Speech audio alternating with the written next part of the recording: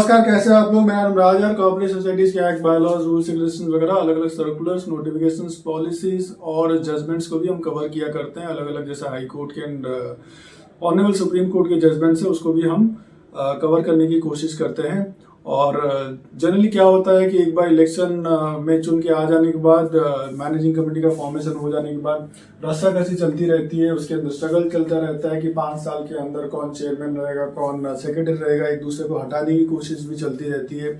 और कई सारे इंस्टेंसेस में ऐसा हो सकता है कि इलीगली किसी चेयरमैन को या सेक्रेटरी को हटा के दूसरा कोई गुटबाजी करके उसमें से चेयरमैन या सेक्रेटरी का पद को, जो पोस्ट है, वो एक्वायर करने की या उसमें आने की कोशिश करते हैं। तो ऐसे ही एक केस है, बहुत रीसेंट केस है, ठीक है, जिसमें चेयरमैन को हटाने के लिए क्या करना पड़ता है कि 2/3 ऑफ दी जो भी मेंबर्स जो प्रेजेंट रहते हैं मैनेजिंग कमेटी का मीटिंग के लिए, पहले आप इंटीमेट करोगे, सारे मैनेजिंग कमेटी के मेंबर्स जो है वो आ जाएंगे। जितने मेंबर्स है, प्रेजेंट मेंबर्स के 2/3 मेंबर्स ने अगर रेजोल्यूशन पास कर दिया तो चेयरमैन को आप हटा सकते हो और दूसरा चेयरमैन वहां पे अपॉइंट किया जा सकता है। तो अब इसमें क्या है, अगर 2/3 मेंबर से अगर कम की वोटिंग हो गई तो चेयरमैन को आप हटा नहीं सकते हो। ज्यादा वोटिंग होता है तो ऑब्वियसली आप हटा सकते हो। जैसे 9 मेंबर्स है तो मान लेते हैं 6+1 जैसे 7 हो गया तो आप हटा सकते हो। कहीं पे जैसे 12 मेंबर्स है तो 4 दूने 8+1 9 हो गया तो आप हटा सकते हो। बट अगर ऐसे कोई कंडीशन क्रिएट हो जाए कि आप जानबूझ के, ताकि आपको जो डिसीजन लेना है, चेयरमैन को हटाना है, तो आप जानबूझ के किसी एक मैनेजिंग कमेटी के मेंबर को इन्फॉर्म ही नहीं करते हो, सो दैट कि वोटिंग करने के टाइम में आपका पलड़ा भारी हो जाए, आप हटाने में सक्षम हो जाओ। और तो उस केस में क्या जो रेजोल्यूशन पास होगा वो एक्सेप्टेबल होगा या नहीं होगा। आप चेयरमैन को हटा के जो नया चेयरमैन को अगर आप अपॉइंट कर दिया जाएगा, अगर आप ऐसा कर दोगे, क्या नया चेयरमैन को फिर से हटाया जा सकता है और पुराने चेयरमैन की बहाली की जा सकती है, ठीक है। तो ये जानना बहुत जरूरी है, सो दैट इस टाइप के जो गेम्स वगैरह हैं तो ऐसी गेम से बचा जा सकता है। इस टाइप की जो कृत्य है इससे बचा जा सकता है, ठीक है। ये तो बहुत कॉमन है कि हाउसिंग सोसाइटी के मैनेजिंग कमेटी के अंदर ये पॉलिटिक्स चलता रहता है, चलता ही रहेगा, क्योंकि जहां पे सत्ता है, जहां पे पैसा है, ये सब चीजें चलती रहेगी। तो ये आज हमारा टॉपिक है, नो कॉन्फिडेंस मोशन इलीगल है अगर वो सही तरीके से पास नहीं किया गया है। अगर रेजोल्यूशन ठीक से अगर पास नहीं हो तो ये डिसीजन बहुत ही रीसेंट है, 12 जून 2026 का ये जजमेंट है। कोर्ट है ऑनरेबल बॉम्बे हाई कोर्ट, और इसमें सिविल रिट पिटिशन है ये 6416 ऑफ 2026 का।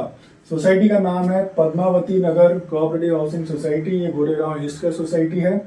और चेयरमैन है यहाँ पे एक मैडम माधवी, न्यायाधीश मैडम का नाम है, ठीक है। और जस्टिस यहाँ पे बॉम्बे हाई कोर्ट के ऑनरेबल जस्टिस श्री संदीप मान है। तो केस क्या है इसको समझने की कोशिश करते हैं। 2020 में बिल्डिंग वेयर सब, बेसिकली ये सोसाइटी रीडेवलपमेंट के लिए जा रही है। एग्रीमेंट वगैरह प्रमोटर बिल्डर के साथ काफी टाइम पहले हो गया और 2020 में सारे जो भी स्ट्रक्चर है इसको डिमोलिश कर दिया गया।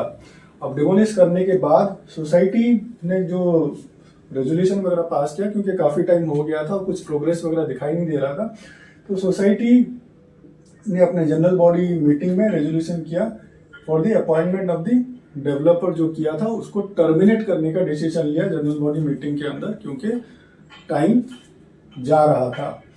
क्या साइट किया इन्होंने, lack of progress despite agreements executed almost over a decade, 8-10 साल हो गया था, उसके बाद भी प्रोग्रेस नहीं हो रहा था। जैसे ही इन्होंने ये रेजोल्यूशन पास किया, उसके बाद जनरल बॉडी रेजोल्यूशन के बाद managing committee moved no confidence motion against the chairman, जो ये मैडम है जिनका नाम है माधुरी न्यायाधीश, ठीक है। तो इनको मैनेजिंग कमेटी के जो मेंबर्स है इनको माधुरी न्यायाधीश मैडम को हटाना था और दूसरे किसी को चेयरमैन अपॉइंट करना था। तो जैसे ही रेजोल्यूशन पास हो गया वैसे ही इमीडिएटली इन्होंने नो कॉन्फिडेंस मोशन पास कर दिया। अब इंटरेस्टिंग बात है कि इसमें जो इन्होंने उससे पहले जैसे आपको इंटीमेट करना पड़ेगा, मीटिंग करके इंटीमेट करना पड़ेगा कि देखो इस डेट को नो कॉन्फिडेंस मोशन होने वाला है, तो सारे members of the managing committee को आपको प्रेजेंट रहना है।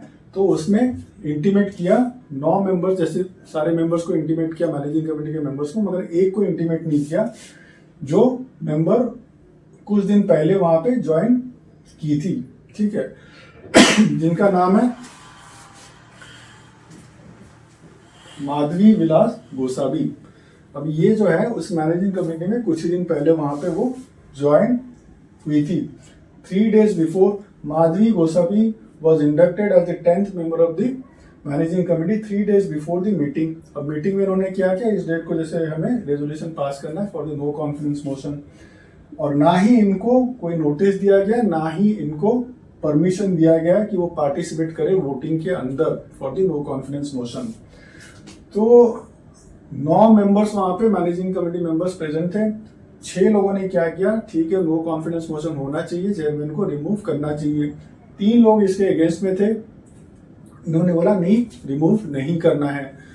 तो यहाँ पे मेजॉरिटी हो गई, 2/3 हो गई जिन्होंने एग्री कर लिया कि इनको रिमूव करना चाहिए, मगर एक को अभी भी जो 3 दिन पहले जो ज्वाइन की थी माधवी गोसावी मैडम, इनको बताया नहीं गया, ना ही इनको अनुमति दी गई उसमें पार्टिसिपेट करने के लिए। अगर इन्होंने ज्वाइन कर लिया होता, अगर 10 मेंबर हो जाते, ठीक है, तो उसका फिर 2/3 निकलेगा, मतलब 6.6, मतलब कम से कम 7 लोग अगर करेंगे, 7 लोग अगर नो कॉन्फिडेंस मोशन पास करेंगे तभी आप चेयरमैन को हटा सकते हो, नहीं तो नहीं हटा सकते हो। मगर माधवी मैडम जो है वो तो शायद इस तरह वोट करने वाली थी जहाँ पे 3 लोगों ने बोला कि नहीं हमें इनको हटाना नहीं है, तो 4 यहाँ पे हो जाता, 6 वहां पे हो जाता, तो नो कॉन्फिडेंस मोशन पास नहीं होता। तो ये मैटर लेके, ये मैटर कहाँ पे गया, ये मैटर गया डीआर के पास में, डेप्यूटी रजिस्ट्रार के पास में। डेप्यूटी रजिस्ट्रार ने क्या बोला कि declare the chairman cease to be the chairman, मतलब ये अभी चेयरमैन नहीं रहे, 2/3 ऑफ दी जो नो कॉन्फिडेंस मोशन के हिसाब से वोट पास हो गया है, तो अभी ये चेयरमैन नहीं रहेंगे। तो गोसावी मैडम और न्यायाधीश मैडम इन्होंने बॉम्बे हाई कोर्ट को अप्रोच किया, ठीक है, जहाँ पे गोसावी मैडम ने चैलेंज किया कि इनको जो नॉन कम्युनिकेशन किया गया, इनको बताया नहीं गया, इन्होंने इस चीज को चैलेंज किया, और न्यायाधीश मैडम ने चैलेंज किया कि इनको जो रिमूव किया गया वो इलीगल है। दोनों ने इस चीज को, इस मैटर को चैलेंज किया।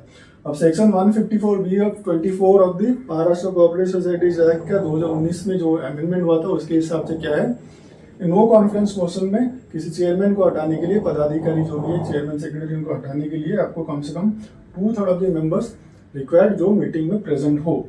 अब यहाँ पे 2/3 के हिसाब से ये बनता नहीं है, क्योंकि ऑलरेडी एक को कम्युनिकेट नहीं किया गया है। अगर कम्युनिकेट किया होता फिर ये 2/3 के हिसाब से पास होता, तो शायद ये वैलिड भी होता। तो बॉम्बे हाई कोर्ट का इसमें डिसीजन है कि इन्होंने पहले तो क्या किया कि नो कॉन्फ्रेंस मोशन में पास किया अगेंस्ट द चेयरमैन, इसको इन्होंने सेट असाइड कर दिया, इसको बोला कि नहीं ये गलत है, इसको हम जो डेप्यूटी रजिस्ट्रार ने जो किया हुआ है इसको हम सेट असाइड करते हैं, ये खारिज करते हैं और क्वैश करते हैं कि सब्सिक्वेंट जो भी इसके बाद आप लोगों ने फिर से इलेक्शन लिया और नया चेयरमैन का चुनाव की जो आपने प्रक्रिया की या कर दिया उसको भी हम क्वैश करते हैं, सेट असाइड करते हैं। तो ये भी वैलिड नहीं है, वो भी वैलिड नहीं है, दोनों ही वैलिड नहीं है। और इसके हिसाब से क्या है कि ये जो प्रोसेस जो आपका पूरा है नो कॉन्फिडेंस मोशन का, ये प्रोसेस और उसका जो डिसीजन मेकिंग है, जो ये इंक्लूडिंग जो डेप्यूटी रजिस्ट्रार ने जो अपना वर्डिक्ट दिया, जो ऑर्डर पास किया, ये सारे इलीगल है, ये सारे नल एंड वॉइड होंगे, ये सारे एप्लीकेबल नहीं होंगे।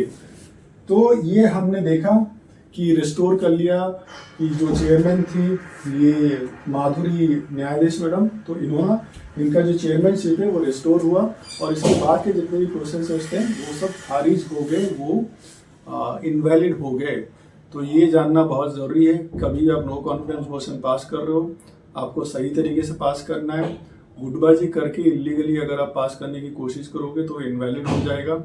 हो सकता है किसी लोअर लेवल में जाके डेप्यूटी रजिस्ट्रार या जॉइंट रजिस्ट्रार या डीडीआर लेवल में जाके अगर आप ऐसे कर भी लिया आपने ऐसे, तो बट ऊपर जब जाएगा मैटर कोर्ट में तो ये चीज़ें खारिज हो जाएंगी। तो ऐसे ही कोऑपरेटिव सोसाइटीज के एक्ट, बायलॉज, रूल्स, रेगुलेशंस और ऑर्डर्स को जानने के लिए आप साथ में जुड़े रहिए। आप सबका बहुत सारा धन्यवाद।